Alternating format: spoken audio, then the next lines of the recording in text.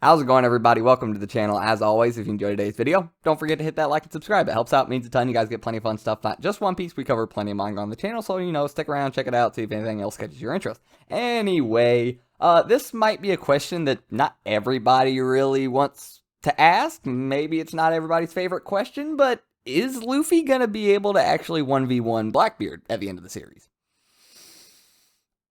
I know this might not be everybody's favorite take, but that might kind of have to be a 2v1, I'm not gonna lie. Now, there's a couple reasons why this idea has popped into my head. Now, don't get me wrong, I'm not married to this idea. If it ends up being a 1v1, I'm perfectly fine with that. But there's things that just creep in there that make me think, is it gonna be? Or is Luffy gonna need somebody to handle that, right hand to Blackbeard? Oh, let's go back, go way back, actually, to the Rocks crew. Roger and Garp had to team up to take out the Rocks crew, or to take out Rocks. I don't know if this has been clarified. I don't really think it has, so it's very possible that they had to team up as a collective to take out the Rocks crew as a collective, and it was Roger versus Rocks, and then Garp was fighting, like, the second strongest person on the Rocks crew. Maybe Whitebeard at the time. I don't know. I have no idea. But, like I said, I don't really think that's been clarified, and I believe it was said that Whitebeard changing sides is what kind of helped shift the battle to Roger and Garp's side and allowed them to win over Rocks. But either way, the big thing is, this really paints Rocks as a very, very powerful figure. Not only for the fact of the battle, but the fact of he had Whitebeard, Big Mom, Kaido, Shiki, all these people on his crew. You have to be immensely powerful to have all of those people underneath your control, underneath your order. Now, I'm sure at the time, all of these characters weren't as powerful as we have seen them. This is almost guaranteed for Kaido, because I believe, well, Big Mom said she gave him the dragon fruit to save his life, and yada yada yada. They were much younger, all this kind of stuff. They probably weren't as strong as they were now. This actually could have possibly been sort of a Luffy versus Kaido type situation, where Rocks was older than all of these others, and he was kind of in that Kaido era in his life where he had amassed all his strength and he was now known as the strongest, and the others were still coming up, so they had to team up to beat him. That's very possible too. I really have no idea. But these are where these seeds for Luffy and Blackbeard start, are back with Rocks. Did Garp and Roger have to team up 2v1 against him specifically, and then the rest of the collective was able to handle the other rest of the collective, especially after Whitebeard came over? Anyway, moving past this, another thing is, well, let's just look at the idea of Luffy and Blackbeard fighting. Luffy has no problem with those shockwaves. That Guru no Mi, no problem. We can deal with that all day. He's made out of rubber. Shockwaves aren't really going to do anything. At the end of the day, a shockwave is blunt force. So it's just got to through Luffy's body, and yeah, the shockwaves aren't really going to be a big deal to him. But what is Luffy going to do when he gets grabbed by that right hand with the dark fruit?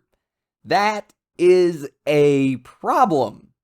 That negates devil fruits. So, grab him with one hand, punch him with the other. Yeah, all of a sudden it's looking pretty rough for Luffy. Yeah, he's got some pretty strong hockey, and it's going to get even stronger by the end of the series. But how long is that hockey going to hold up against shockwave? Like, yeah, that's looking pretty rough pretty quick. This is just kind of the thing that Blackbeard is just insanely devastating. With having two devil fruits as well, this is also part of the two devil fruits. Kind of poured some water on that Rocks seed down there, and it was like, well, two devil fruits, I'm just saying, he's extremely powerful, might need two people to handle him. And yeah, like I said, it kind of just works in that way. Luffy can handle the Guru no Mi on one side, but somebody else might have to handle that dark fruit on the other side. Preferably, obviously, somebody without a devil fruit in the first place.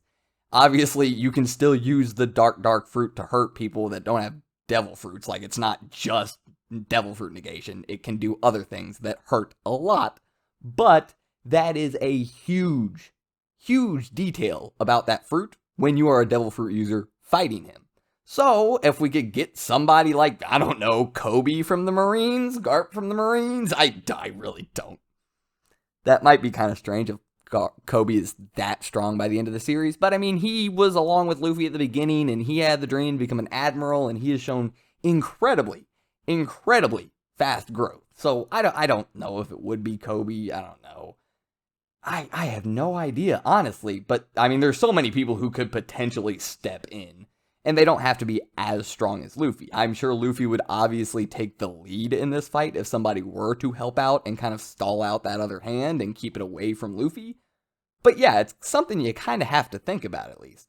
Maybe it comes down to the rest of the Straw Hats have won their battles against the rest of the Titanic captains, and then they show up and it's Luffy versus Blackbeard, and all of a sudden Blackbeard's starting to get the advantage because of that dark fruit, and say like Sanji and Zoro both jump in, and they clash with it, and then they get punched out of the way, and then Jinbei runs in and grabs it from behind and tries to throw him, and like everybody else has to just stall that one hand, and that gives Luffy the opening he needs to even up the fight and then end it. I don't know, but it's just, I can't get this nagging thought out of the back of my head that Luffy might very well need help with that hand. Because, yeah, what does he do? He's fine without it, but then you grab him, and, you're a normal person now. I've already been over this. Shockwave. Yeah, we already did it earlier.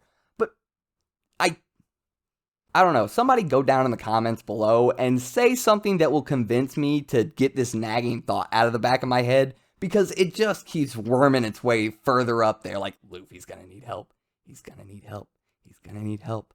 Luffy can't deal with the dark fruit. He's gonna need help. Like, it just keeps squirming up there, and I don't know if I like it. I like the idea of a 1v1, but this also, I like the extremely powerful endgame villain that, like, can't be taken out by a 1v1. Now, some people might say this takes away from Luffy needing help to deal with the big bad. Yes, I completely understand that. That is part of why I don't really like the nagging feeling. But at the same time, when you think about the fact that Blackbeard has a lot of years on Luffy and a lot of experience on Luffy, it's actually understandable if Luffy becomes the Pirate King while needing help. I mean, let's be honest, he's needed help the entire way up until this point, will continue to need help throughout the rest of the series, maybe just not in this specific way. He has even mentioned that he couldn't do it on his own. Luffy isn't that special to where he can become the Pirate King on his own. A thought I've actually had recently that this kind of leads into is becoming Pirate King is not something that is just based off, oh, you are the strongest. You are the strongest 1v1 fighter in the whole world, and that's what allowed you to become the Pirate King.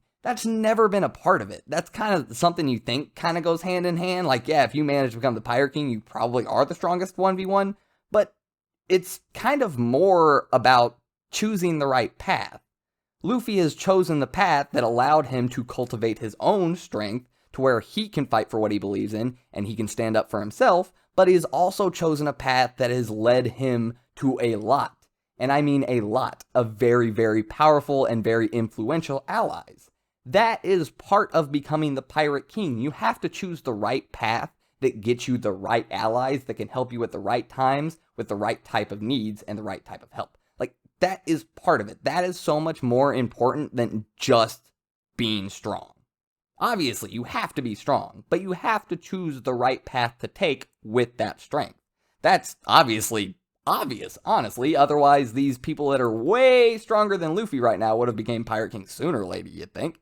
But maybe I'm wrong. Maybe they'll just stalemated, couldn't reach that plateau, and maybe Luffy's the only one that breaks through that plateau, and maybe it is just his strength that allows him to become Pirate King. Yeah, I don't know. Whatever. Anyway, like I said, go down in those comments below. Let me know something, say something, give me some kind of idea that'll maybe change my mind on that nagging feeling, because I'm not going to lie, it keeps creeping up a little bit more and a little bit more, and it gets a little bit louder and a little bit louder and a little bit, Luffy's not going to do it. Stop. Okay, so yeah, I hope you guys enjoyed the video. Hope you don't hate this idea too much. Like I said, I'm not married to it, but yeah, I'll see you guys next time. I'm out.